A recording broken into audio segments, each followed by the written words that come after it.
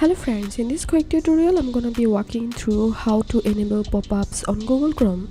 But before getting started this video, make sure to subscribe. How to unmute it.